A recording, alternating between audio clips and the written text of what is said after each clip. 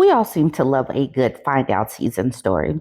And it seems like some of these married women, they have gotten to that point where they are no longer tolerating the tolerable level of permanent unhappiness.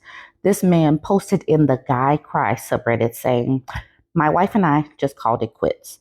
So the wife is 38 and he is 40. He says, "My wife and I just ended our marriage over Thanksgiving break. It wasn't loud, nor was it filled with cursing or anger. We both admitted to our faults, mine being the inability to be consistent with affection, partnership, and intimacy. We've been separated since the beginning of November. I left and took my teenage son, mine from another marriage, and went to live in my mother's house, the only place I had to go. At first, I was hopeful.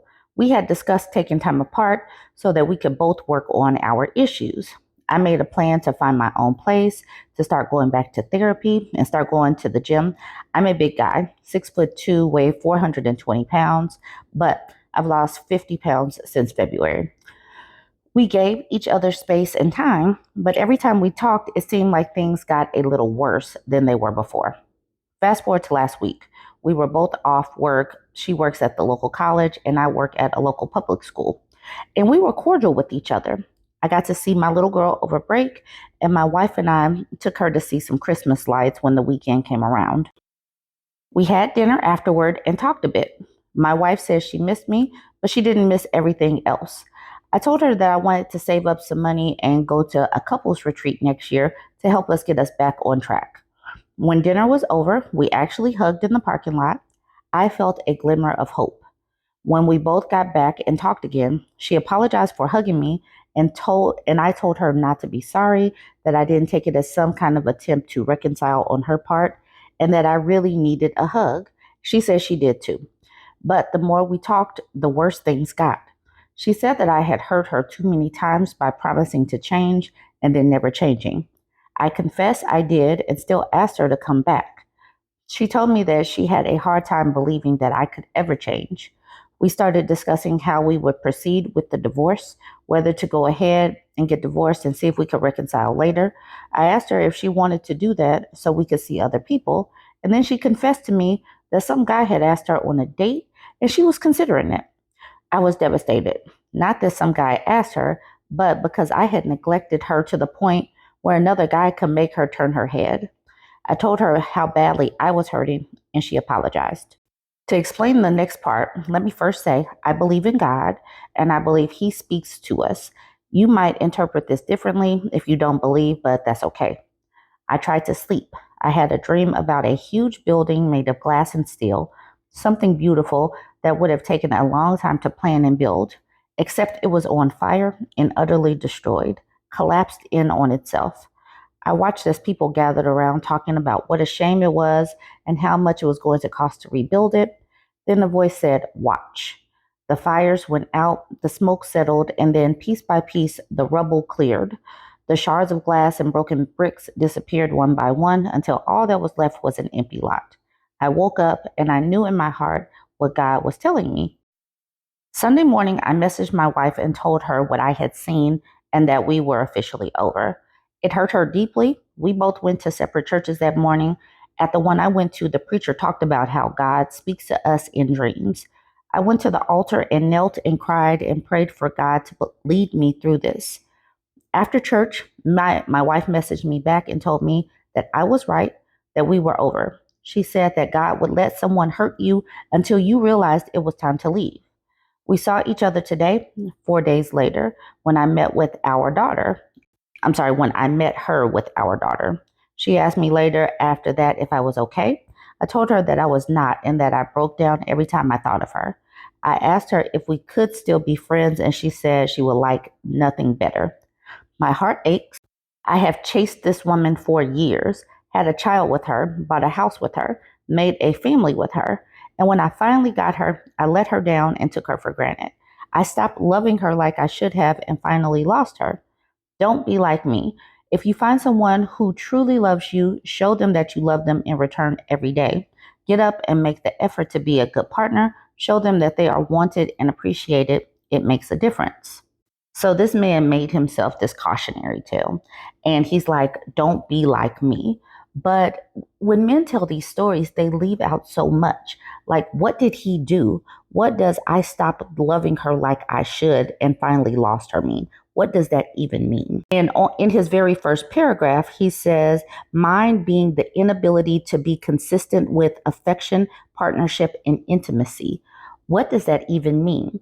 He's the one that took his teenage son and left. That's what he said. And he said that she admitted her faults. What did she do? He wrote all of this. I sat here and talked for 5 minutes, giving his post, his little soliloquy or monologue or whatever. But he didn't really get into any of the nitty gritty. Like, what did he do? Did he just stop, like, get married and stop talking to her? How long did this even go on? Because they have a small child, I suppose. But so how long could they have, been awesome? And then all of a sudden he just shut down. And why?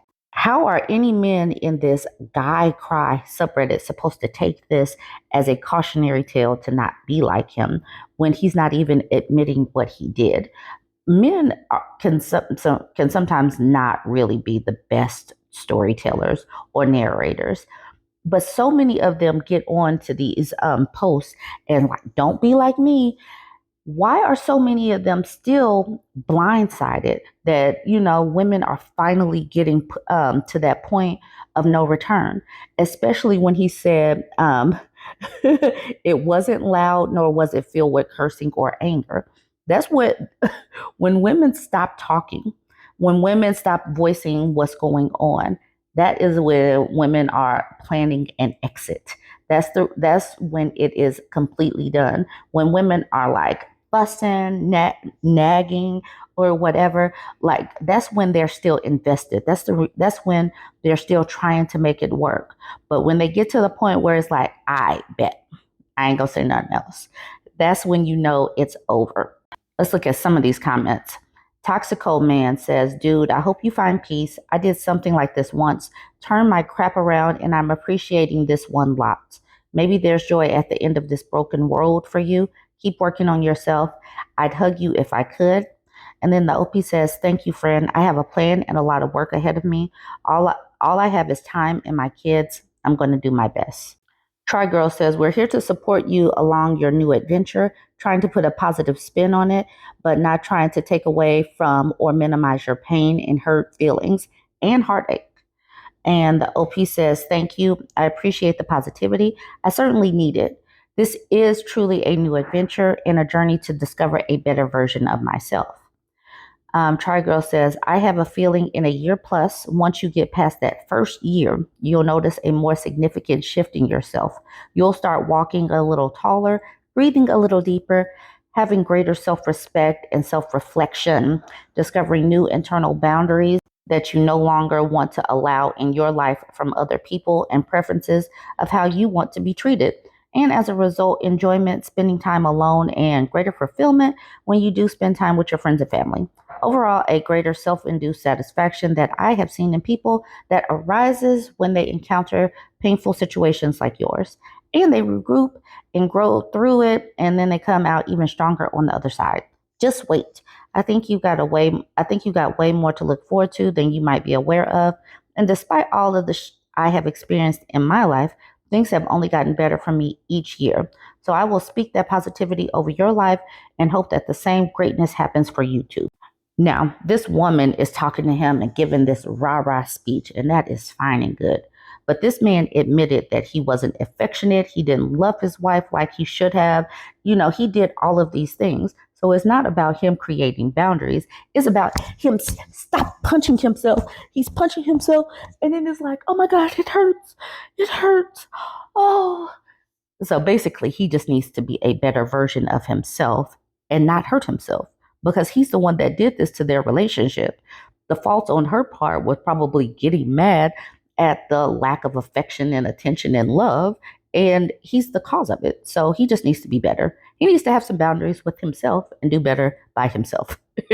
Join the conversation. Let me know what you thought about this, what you saw that was missing. Don't forget to like, comment, and share.